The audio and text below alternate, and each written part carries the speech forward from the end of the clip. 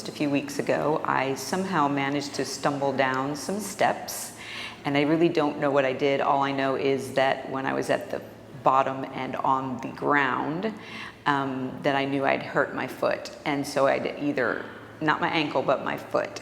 And so immediately swollen, the whole half of the foot, very quickly bruised, a really dark, deep black, blue, purple color.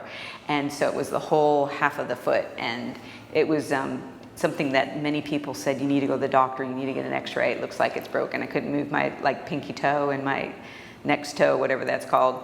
And so that's usually a pretty good indication, but I'm not really into the whole doctor thing. So I tried all the home remedies like the ice and the compression and the elevation, and it did get a little bit better.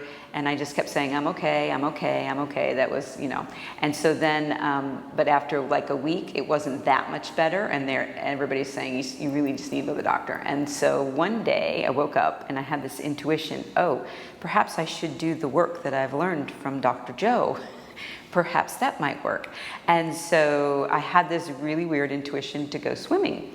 And I have no idea why, swimming would help a hurt foot, but I went with the intuition. And when I was there, I swam for a little over an hour, and the whole time I had an affirmation that I was saying, and it is from a Dr. Joe workshop when he tells his story about how he healed his back, which kind of propelled him into his work.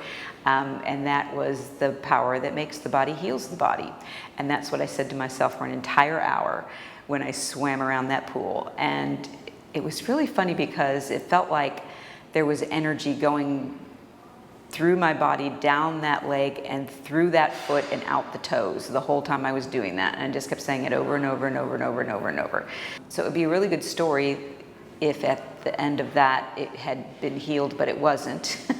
But it did feel better. But on the walk home, I noticed I was kind of, and had been the whole time, favoring it in a different way so that because it hurt, to put pressure on it and to bend the toes and the whatever. But then it was starting to, make other muscles ache, and I said, okay, that's not gonna work because that's just gonna cause more problems. And then I remembered something from Dr. Joe's teachings, and that is that you need to walk as you would in your future.